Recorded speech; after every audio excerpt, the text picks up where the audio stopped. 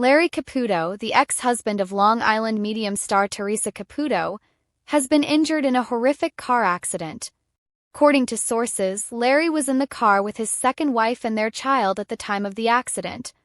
Suddenly, the car lost control and crashed into a tree on the side of the road. Larry broke one of his legs, his second wife suffered a serious head injury, and their child is currently in critical condition. All three were rushed to a local hospital after the accident. Doctors said that all are now under close observation. Upon hearing the news, Theresa Caputo rushed to the hospital to be with her ex-husband and his family. Theresa shared an emotional post on social media and wrote, "There are moments in life that make us stop and think. Please everyone pray for my ex-husband Larry, his wife and their young child. May they find strength and blessings during this difficult time." Fans and well-wishers are expressing their condolences and prayers in this post. Everyone is currently hoping for a speedy recovery for Larry Caputo and his family. The sound of rain against the windshield was steady, rhythmic, almost comforting. Larry Caputo had one hand on the wheel, the other resting over his wife's as their little boy slept in the back seat, clutching his toy truck. They were heading home after a weekend trip upstate, laughter still lingering from the morning's family breakfast. The road was quiet, too quiet, and the sky hung low, heavy with clouds. Then it happened. A flash of light, the screech of tires, a sickening crunch of metal and glass. Everything went black. When Larry opened his eyes, the world was upside down, literally. Car had flipped. He couldn't feel his left leg, and panic surged as he saw his wife's head slumped against the window. Their little boy wasn't crying, and that silence was the most terrifying sound of all. Within minutes, sirens pierced the storm. Firefighters pulled them from the wreckage, and an ambulance rushed through the rain, red lights painting the road in a blur of fear and hope. Across Long Island, Theresa Caputo was in her kitchen, sipping coffee when her phone buzzed. A message. Then another. Then a call. "Theresa," her daughter Victoria said, her voice trembling. "Dad's been in an accident. It's bad." The mug slipped from Theresa's hand, shattering on the floor. Coffee splattered across her white tiles like ink stains. For a moment she couldn't move, her mind refused to process the words. Larry. Accident. Hospital.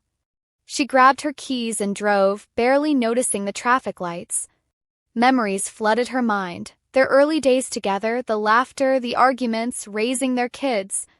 Even though their marriage had ended years ago, a part of her heart still carried his name, tucked away in a corner she never let anyone see. When Theresa arrived at the hospital, the air was thick with antiseptic and sorrow. She found Larry in the trauma ward, pale but alive.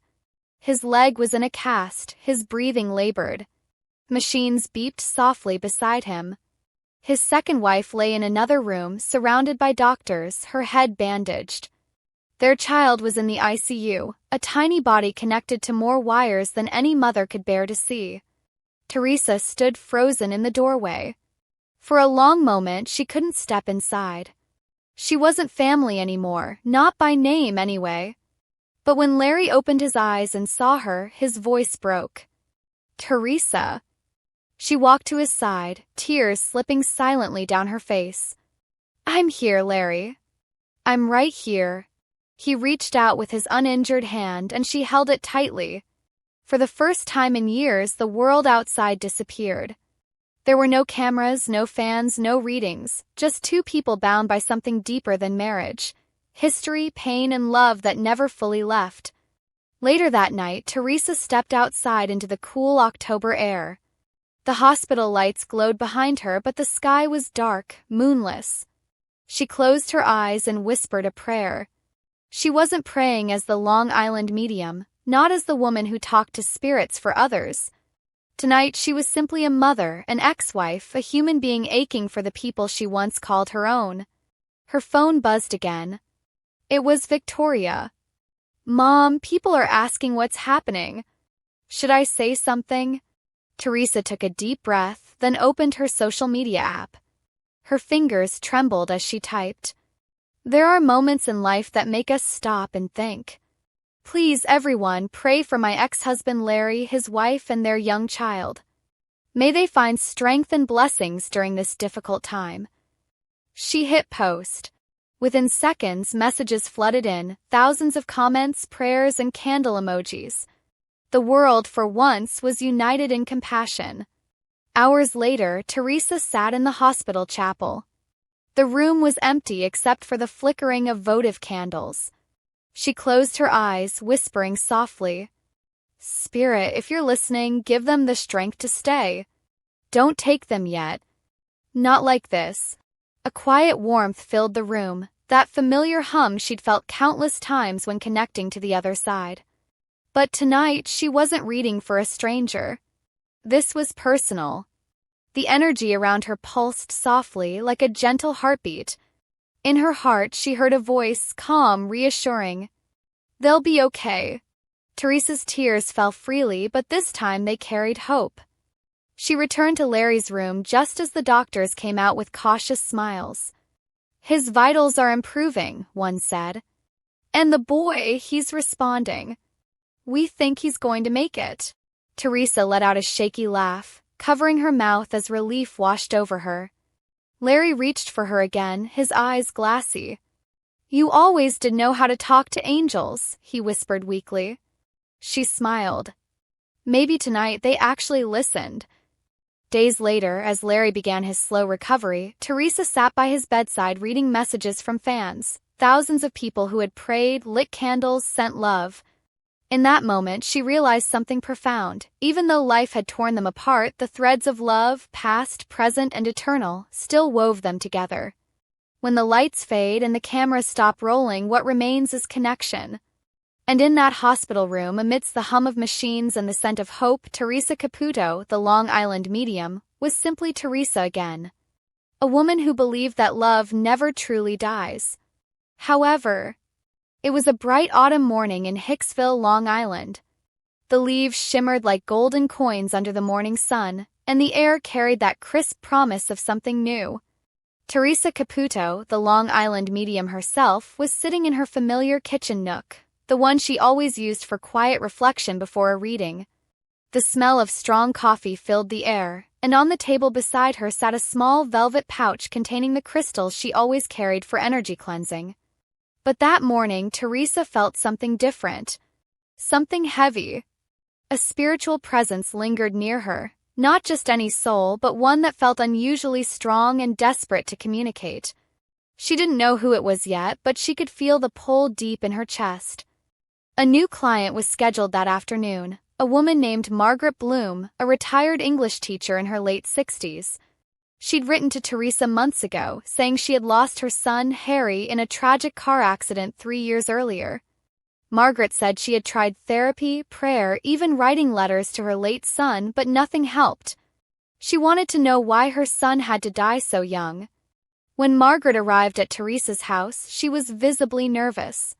Her hands trembled slightly as she clutched a photo of a smiling young man in a graduation cap.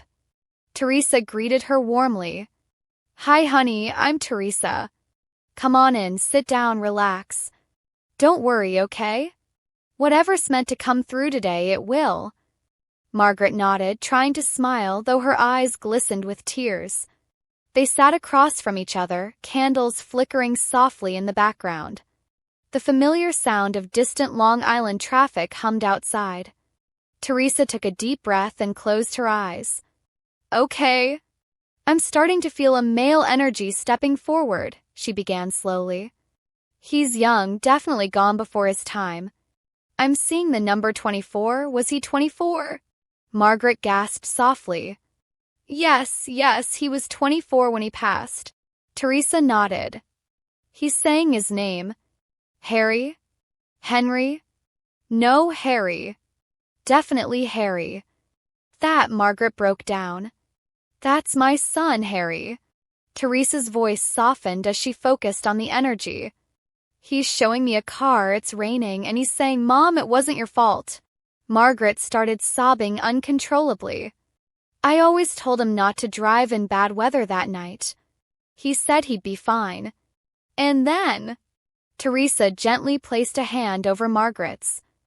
Honey, he wants you to know you couldn't have stopped it. He's showing me that his brakes didn't respond in time. It wasn't anyone's fault. He's saying, tell Mom I saw the light before the crash. He says he wasn't scared. The room grew eerily still. Theresa paused, eyes still closed, as if listening to something only she could hear. He's showing me a blue notebook. Something important in it. Margaret froze. Oh my God, after he died, I found his journal. He wrote poetry in a blue notebook.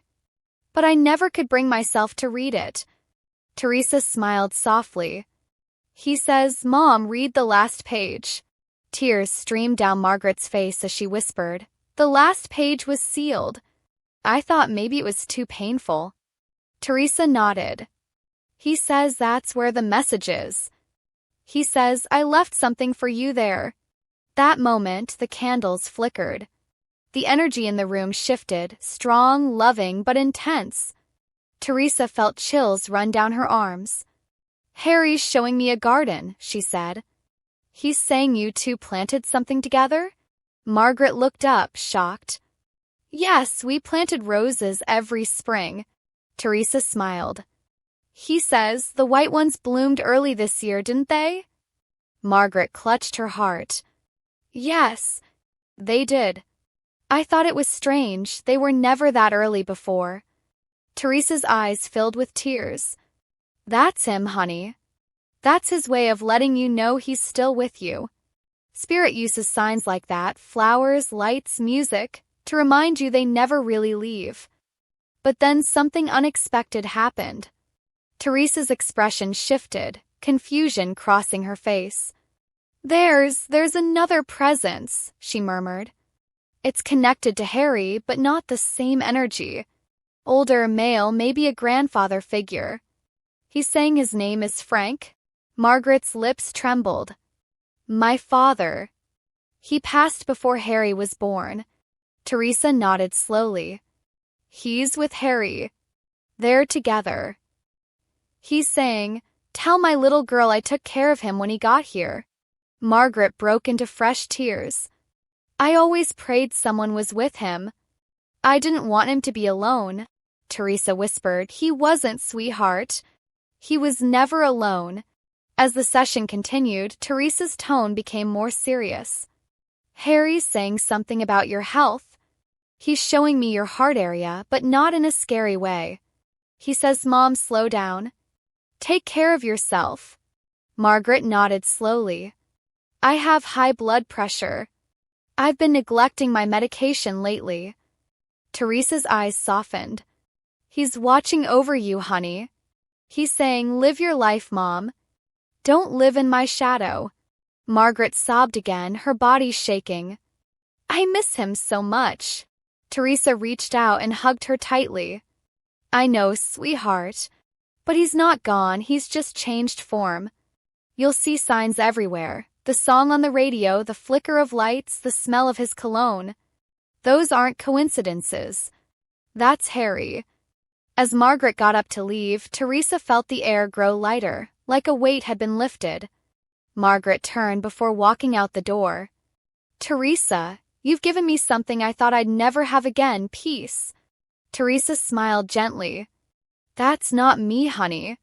That's your Harry. After Margaret left, Theresa sat quietly in her kitchen, the soft hum of energy still lingering in the room. She could feel Harry's spirit still near her. And then, faintly, she heard a whisper, not through her ears but deep in her spirit. Thank you, Theresa. Tell Mom I'm always right beside her. Theresa closed her eyes and whispered back, Message delivered, sweetheart. She took a sip of her now cold coffee, smiled faintly and whispered to herself, another soul healed, another message behind the read. That night, as Theresa reflected on the day, she jotted in her journal, the one she used to record her most powerful sessions. She wrote, Behind every reading, there's a story that connects heaven and earth. Today it was a boy named Harry, and a mother who finally found peace. That's why I do what I do.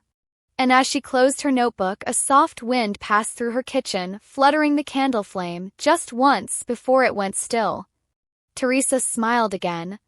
Good night, Harry. However, it was a gray, rainy afternoon on Long Island, the kind of day where the clouds hung low and even the ocean waves seemed heavy with emotion. Theresa Caputo sat quietly in her small reading room, a space filled with the faint scent of sage, flickering candles, and framed photos of families who had once sat across from her, searching for peace, for closure, for one last "I love you" from the other side. She had done thousands of readings in her lifetime, but something about this day felt different. Her assistant, Lorraine, stepped in, holding a folder. "Theresa," she said softly, "your next client, she's here early. She seems really emotional." Theresa nodded, taking a deep breath. "That's okay, Hans. Sometimes spirit brings them early for a reason." Moments later, a woman entered the room. She looked to be in her late 30s, her eyes red and tired from crying. She held a faded photograph in her hand, a picture of a little boy with bright blue eyes and a toothy grin. "Hi, sweetheart, I'm Theresa," she said warmly, reaching out her hand. "Come on in, make yourself comfortable." The woman's name was Laura Jennings. She was a single mother from Huntington, Long Island. 3 months earlier, she had lost her 9-year-old son, Evan, in a tragic car accident caused by a drunk driver. Since then, her life had been frozen in grief. She couldn't work. She couldn't sleep. She couldn't even walk past Evan's bedroom without collapsing in tears. I don't even know why I'm here," Laura stammered, wiping her eyes. "I don't even know if I believe in this. But if there's any chance that my baby can hear me." Theresa smiled gently. "Sweetheart, it's not about believing in me. It's about believing in love. And love never dies." As Laura sat down, Theresa closed her eyes, placed her hand over her heart, and whispered a quiet prayer. Within moments, she felt it, the subtle energy shift in the room. The air grew thicker, charged. "Oh my God," Theresa whispered, her eyes fluttering open. "I'm getting a young boy stepping forward immediately. He's bouncing around like a little ball of light. He's full of energy. He's saying, 'Mommy, Mommy, I'm right here.'" Laura gasped, pressing her trembling hands to her mouth. Theresa continued, her voice calm but certain. "He's showing me his favorite toy, something small and blue. Maybe a car." Laura broke down. "His blue Hot Wheels car," she sobbed. "He carried it everywhere. Even that day." Theresa nodded, her eyes glistening. "He's showing me that he still has it in spirit. He's holding it up, spinning its little wheels and smiling. He says he rides it through the stars." Laura began to cry harder, her shoulders shaking. "I can't let him go, Theresa. I just can't. Every morning I wake up thinking maybe it's all a dream. I still hear his voice calling from his room." Theresa reached across the table and held Laura's hands. "Sweetheart, he doesn't want you to let go of him. He just wants you to let go of the pain. You can love him and still live your life. He's not gone, he's just different now." Laura looked up, her eyes full of desperation. "But how? How do I live when my baby's not here?" Theresa paused, letting the silence breathe. "He's showing me you sitting in your car, parked outside his school, crying. He says, 'Mommy, you don't have to wait for me there anymore. I'm not inside that building. I'm with you. Always.'" Laura froze. She had done that. Every week since Evan's death, she parked near his old elementary school just to feel close to him. "I don't know how you knew that," she whispered. Theresa smiled softly. "I didn't, sweetheart. He did." For the next 30 minutes, the reading flowed like a river of emotion. Theresa described Evan's favorite bedtime song, the night he hid under the covers to avoid brushing his teeth, the way he'd say, "You're the best mommy in the world," before running off to school. Laura laughed and cried at the same time. For the first time since his passing, she felt warmth instead of emptiness. But then, something unexpected happened. Theresa frowned slightly and tilted her head. "Laura, he's showing me something that feels important. He's saying, 'Mommy, let me go to the light.' Do you understand that?" Laura's eyes widened. No. No, he can't go. If he goes, I'll lose him forever. Theresa felt a deep ache in her chest. Sweetheart, sometimes when we hold on too tightly, when our grief becomes heavier than our love, it can make it hard for Spirit to move forward. He's not leaving you. He's just asking you to let him be free. Tears streamed down Laura's face. But if I stop talking to him, he'll think I've forgotten him. Theresa squeezed her hands gently. No, honey. He'll know you love him. He's saying, Mommy, I'll visit you in your dreams. I'll send you signs, birds, rainbows, songs on the radio. But I need you to smile again. That's how I'll know you still see me. The room was silent except for the soft sound of Laura's sobs. Finally, she whispered, Okay, baby. I'll try. Theresa smiled through her own tears. He's hugging you right now, sweetheart. He's wrapping his arms around your neck and saying, Thank you. Laura felt it, a warmth around her shoulders, as though small arms had gently embraced her. For the first time in months, she exhaled deeply. As the session ended, Theresa stood and placed her hand on Laura's shoulder. You did something beautiful today, hon. You gave your son permission to shine. Laura smiled faintly, her face red from crying but lighter somehow. Thank you, Theresa. I don't think I'll ever forget this. Theresa nodded. Neither will he. After Laura left, Theresa sat quietly for a long time, staring at the flickering candle on her desk. The readings like that always stayed with her.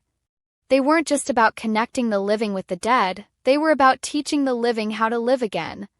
She whispered softly to the empty room, Spirit, thank you for trusting me. Outside, the rain had stopped. A small beam of sunlight broke through the clouds and shone across the table, landing perfectly on the blue toy car Laura had accidentally left behind. Theresa smiled. Nice one, Evan, she whispered. You're still around. However, it was a cool Sunday morning in Hicksville, Long Island. The sun was barely up when Theresa Caputo sat in her kitchen, sipping her coffee and scrolling through her messages. She had just returned from a whirlwind week of readings in Chicago and was looking forward to a quiet day. But as always, Spirit had other plans. Her phone buzzed. A message from her assistant, Monica. Theresa, urgent, got a call from a woman named Angela Marino. Her daughter Lily was a dancer, passed away last year. She says she's been having dreams and she's desperate to understand what they mean. She wants to meet today. Theresa put down her coffee. Something about the name Lily tugged at her heart. Book her in, Theresa said softly. Spirit's already here. By early afternoon, Angela arrived at Theresa's reading room in her modest Long Island home. The space smelled faintly of sage and sandalwood. The walls were covered in photos, angel wings, and candles flickering like tiny stars. Angela was in her late 40s, with tired eyes and a trembling voice. She clutched a small silver pendant, a ballerina charm that she said belonged to her daughter.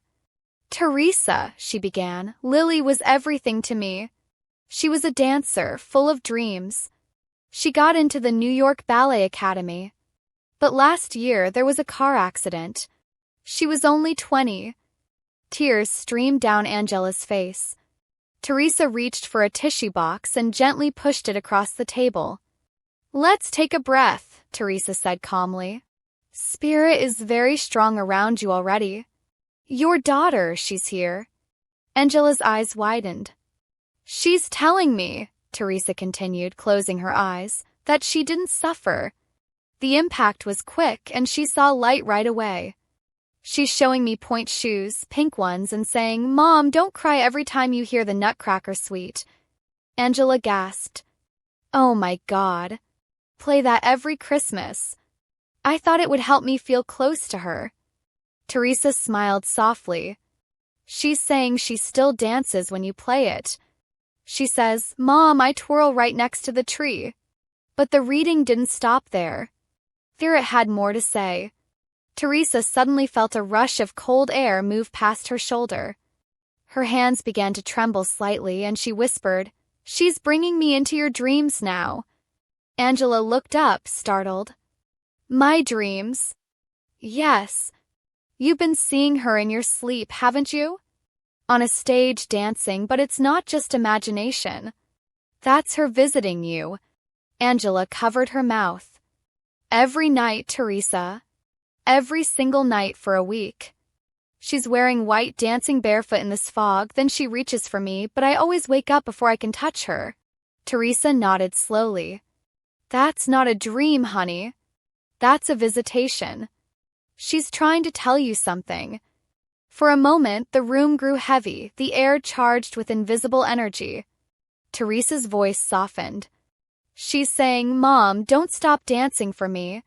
Does that make sense to you? Angela hesitated, then began to cry again. Before she died, Lily begged me to reopen my dance studio. I used to teach ballet years ago, but I shut it down after her accident. I couldn't even look at the mirrors or the bars. It hurt too much. Theresa placed a comforting hand over Angela's. That's what she's trying to say. She wants you to dance again. Not to forget her, but to honor her. Suddenly, Theresa gasped. Whoa, she's showing me feathers. Like white feathers falling from the ceiling. Angela looked shocked. That happened 2 days ago. I was in the kitchen, and a white feather just floated down out of nowhere. I thought I was losing my mind. Theresa smiled knowingly. You're not crazy. That's how Spirit says hello. She's showing me that she leaves feathers to let you know she's near. And she's laughing, saying you need to stop blaming yourself. Angela's lip trembled. I told her not to drive that night. She wanted to go see her friends.